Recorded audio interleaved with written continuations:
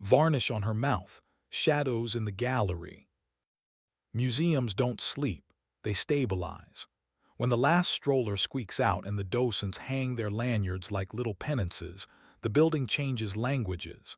Daytime speaks in audio guides and soft shoes. Night speaks in lux levels and relative humidity, magnetic contacts and case alarms. The HVAC hum becomes a kind of prayer. Microclimate vitrines exhale through charcoal filters. The floor holds a memory of every footfall and decides which ones to keep. If you've never stood alone in a darkened gallery and listened to a tapestry breathe, you don't know how loud preservation can be. My name is Adrian, and by title I'm Chief of Collection Security at the Hallowell. In practice, I'm a translator between the human impulse to look and the material world's refusal to be looked at forever. The control room is my pulpit, a wall of monitors showing infrared ghosts of galleries, a rack of servers that exhale the weather they prefer, a console where every contact switch, motion sensor, and vitrine seal reports in a patient monotone. My earpiece says my name like a polite emergency. I can tell which guard is walking a stone hall by the way the microphone hears their key ring. I can tell when a case deserves a glass wipe by the oily signature of a forehead at child height. Myra, my wife, then made exhibitions. She could sketch a room into existence with a carpenter's pencil and a raised eyebrow. She talked about sightlines and thresholds the way some people talk about sex. She knew how to make a piece of paper on a wall behave like a revelation. She didn't wear perfume.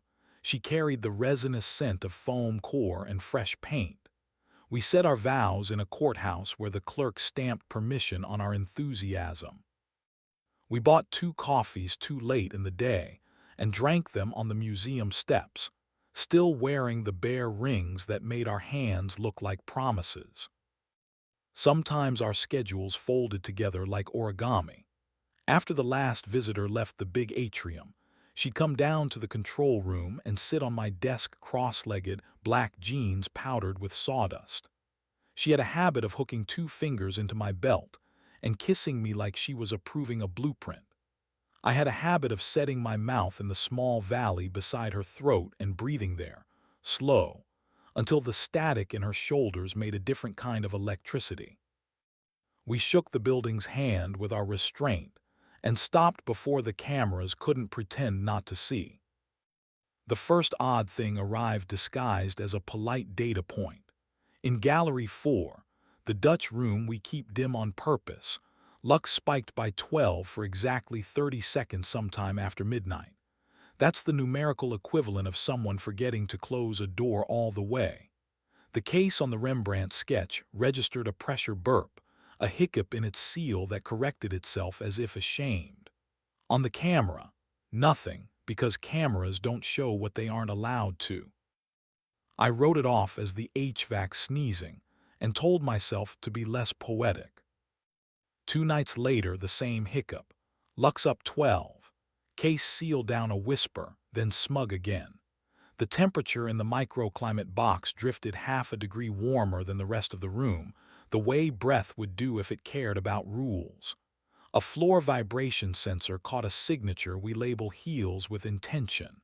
Not a guard. Not a thief dumb enough to be detectable. Something that made the building glance away and pretend not to notice it had been kissed. I took out the tiny kit we use when we train new guards about touch. A finger of fluorescent powder invisible until it chooses not to be. I brushed a breath under the inner lip of the Dutch room's door handle, licked a line along the underside of the main case where only a thoughtless hand would ever reach, dotted a whisper on the hidden latch of the back of house door to the service corridor.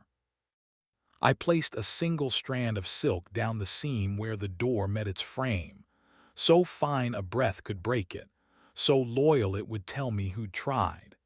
Then I closed up the room and went back to listening to the building recite its psalms. Myra came later with a roll of plans under her arm and a pencil behind her ear. She perched on my desk and fed me a bite of an apple tart the cafe sent down for the night crew. "Your galleries feel like an opera during dress rehearsal," she said. "Everything working very hard to pretend not to be alive." "Gallery 4 is flirting with the light," I said. That tilt of her head, 30 degrees toward honesty, 10 toward trouble.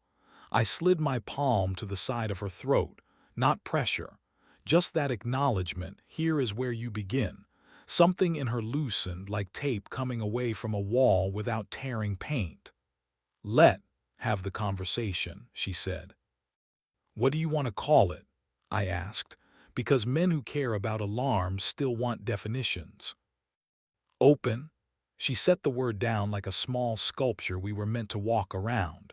"Not chaos, not cruelty. We write rules, no one who reports to you, no one who pays me. We tell first. We keep each other first. Condoms are non-negotiable. Our bed is ours. The museum," she glanced up as if the cameras needed to hear it, "is sacred. You designed the gallery, and now you want me to guard it," I said. "I want to use the word I'm asking for," she said. She wasn't lying. That mattered, even if it didn't repair anything in advance. We drafted our treaty on the back of a lighting plot and sealed it with our mouths. Paper doesn't know how to be brave. People pretend for it. In the morning, the silk thread at the door seam lay in 2 short admissions on the floor. The underside of the handle sang to my UV like a bruise under stage makeup. The case latch hummed the same low note. Against the plinth, the part only a body would lean when it shouldn't. A half-moon print of something dark, glossy, the color of a berry with intentions. I could have lived with the ghost, but the other man was not a ghost. His name arrived in the director's email about a new commission, Kale Ibarra. The museum was courting him for an installation in the atrium.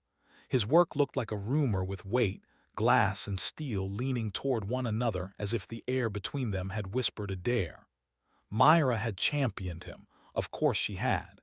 He came to a walkthrough wearing a coat like a decision. His handshake was exactly the pressure he wanted a room to remember. He glanced at my badge and smiled with the self-respect of men, used to entering locked places. "You keep a clean museum," he said. His voice was all tape measures and wordless agreements. "The museum keeps itself," I answered. "I apologize for it when it forgets." At home that night, Myra stood with her palms on the counter and told me. "I used the word I asked for," she said.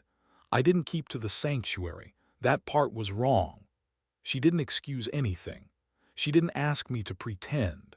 She put my hand on her chest as if calibrating a piece of equipment that mattered and said, "I want to be honest enough not to destroy us." "What time?" I asked. Because when you live in a building that divides the day into quarter hours and alarms, you think minutes can make you righteous. She looked at me with something I can only call pity and love. "It doesn't improve with a timestamp," she said. We tried. For a while we were careful citizens of the tiny country we built. She kept the museum sacred. I put the powder back in the drawer. The building and I made up. The Dutch room minding its lux, the cases humming their gentle grammar, the guards telling good jokes in the break room and bad ones in the galleries where the paintings could hear. We slept often enough in the same bed to call it ours. Then a storage room that never lies told me to pay attention. In the photography vault, a sealed, cool, clean rectangle that smells faintly of paper and silver. The data logger ticked up 2 degrees at 03:13, and then behaved as if it hadn't. On the inner lip of the rolling ladder, just where a hand would snag to steady a body, the UV sang. On the table where print boxes wait to be seen, a faint smear of lipstick only visible if you knew exactly how to tilt your head. Not Myra's shade, adjacent, aspirational.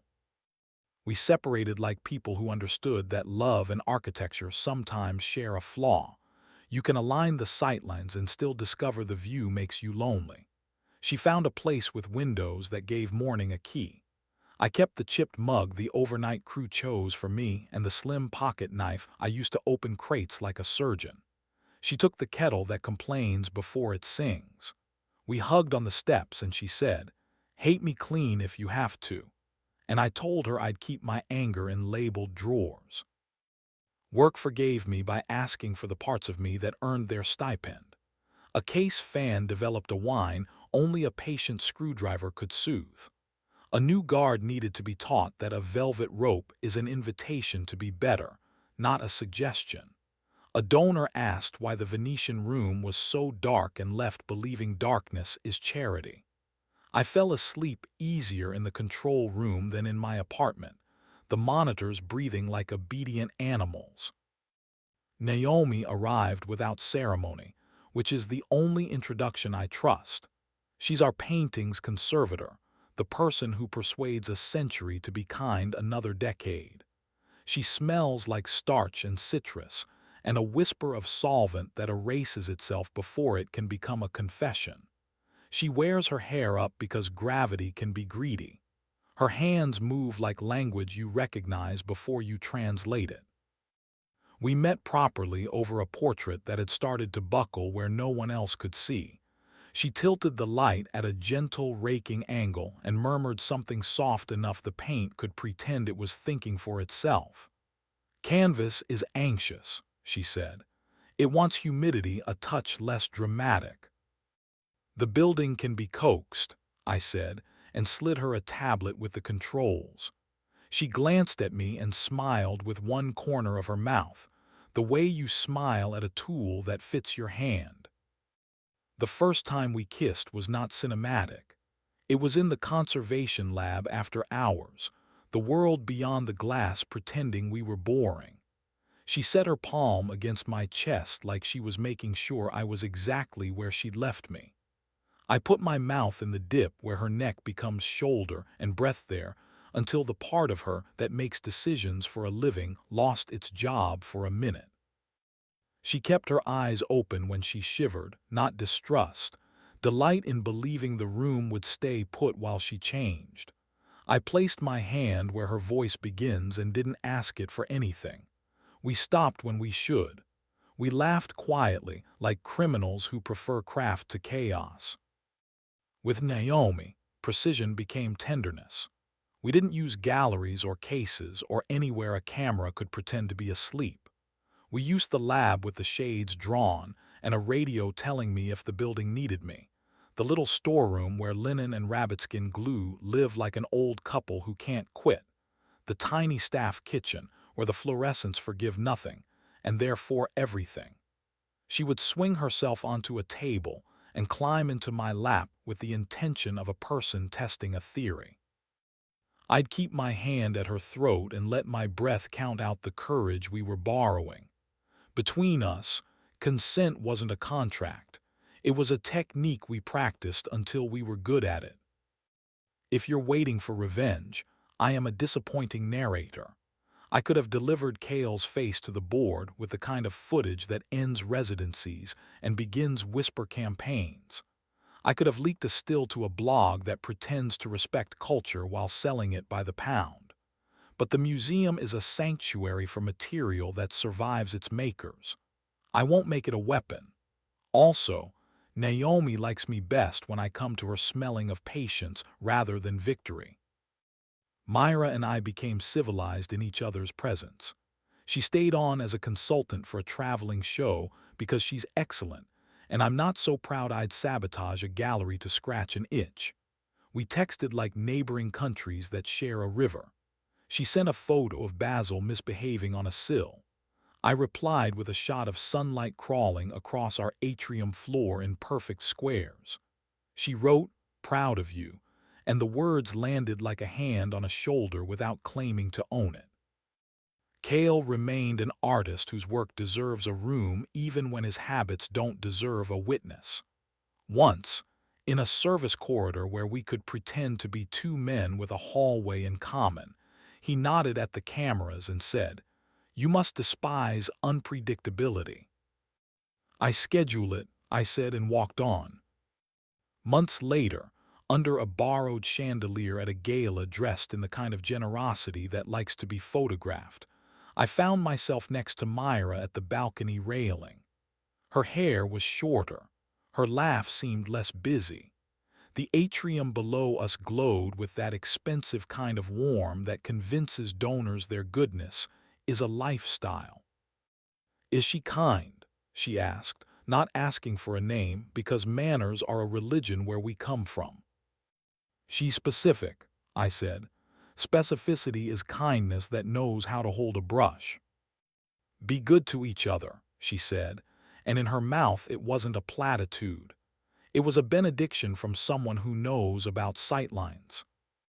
We toasted with water, because it's the only drink in the building that doesn't lie. The museum kept being itself. A child in the medieval room waved at a suit of armor until he believed it had waved back. A man tried to touch a bronze, and I caught his wrist gently enough he could keep his dignity. Someone cried quietly in front of a painting that had nothing to do with them and everything to do with the way we're made. The guards traded gossip like currency.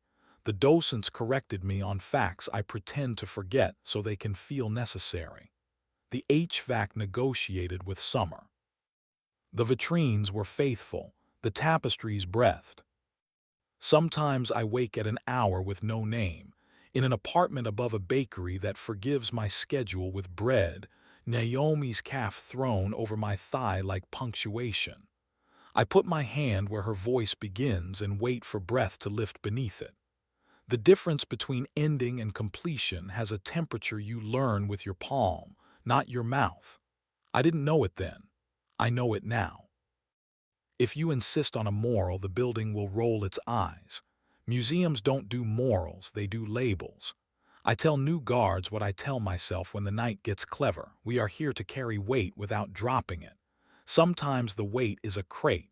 Sometimes it's a rule in a room full of desire. Sometimes it's a promise that you keep because you chose it when you had all the information. You learn which doors are sacred and keep them that way. You test before you touch. You keep records, not grudges. You try to be the kind of man who reaches for the person instead of the powder. At closing, I still make one last lap through the Dutch room. I run my knuckles along a case the way you pet a well-behaved animal. "All secure," I say into my radio, which is really my chest. The monitors wink their green little benedictions. The building sighs and believes me. I turn off the control room light and the dark returns like an old friend. I go home through streets that smell like baker's yeast and rain. In our bed, ours because we keep choosing it, I let the day evaporate off my skin. I put my mouth at Naomi's throat and breathe the truth I'm trying to keep. That sanctuaries are made, not found.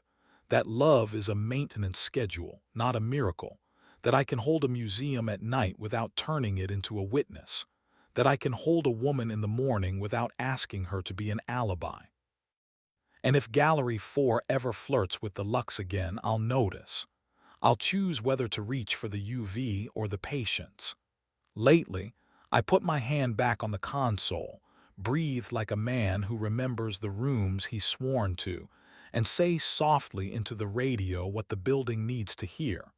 We're good. Then I go back to bed, where the only sensor that matters is the one under my palm, and the only alarm worth answering is the little hitch in a breath that means yes, and the only artifact I'm charged to preserve is the promise we made in a room where the label is still being written.